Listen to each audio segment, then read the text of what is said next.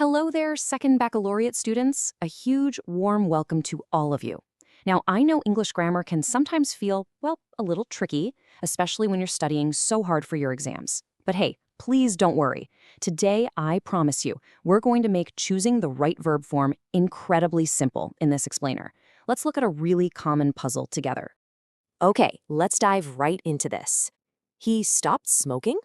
Or he stopped to smoke? So which one is actually correct? Well, the crazy truth is they're both correct, but they mean completely different things. By the end of this short explainer, you'll know exactly why and exactly how to choose the right one every single time. Section 1. The big idea.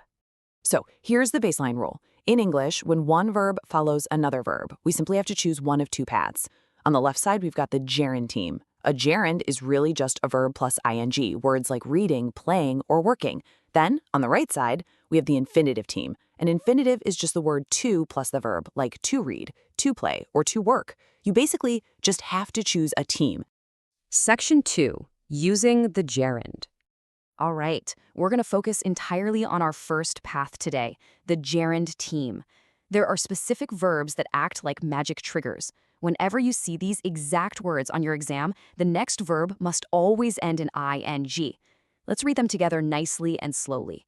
Enjoy, avoid, finish, mind, keep, suggest, practice, admit, and miss. When you see these guys, boom, think of the ing team. Let's look at a quick example. She enjoys reading books. Listen to how that sounds. She enjoys reading. Because we used our trigger verb enjoys, the next verb has to be our gerund, reading. See? It really is that simple. Let's move to section 3, using the infinitive, and see how this builds.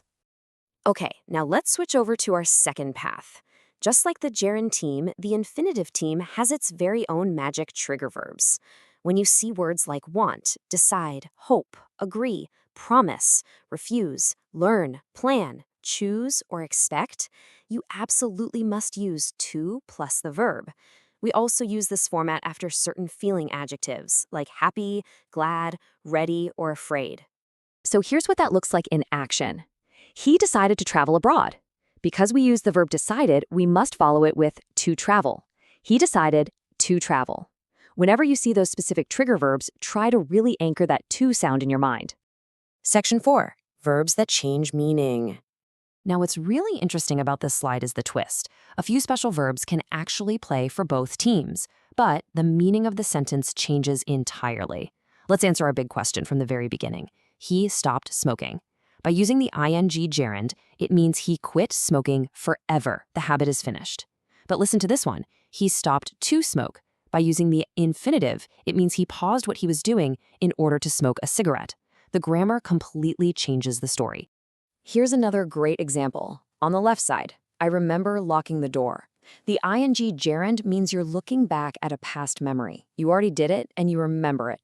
But on the right, remember to lock the door. The infinitive to lock points forward. It's a future task you need to do. So past memory versus future task. Make sense? Section 5, Golden Rules and Tricks. Look, I know memorizing lists of verbs can be super tough. So I have 2 amazing cheat codes to help you get the right answer on your exams every single time. Here is your absolute golden rule. If you have a preposition, words like at, in, on, about, or before, and a verb comes right after it, you always use the gerund. Always. For example, good at swimming or interested in learning. If you spot that preposition, just add ing dear verb. Easy.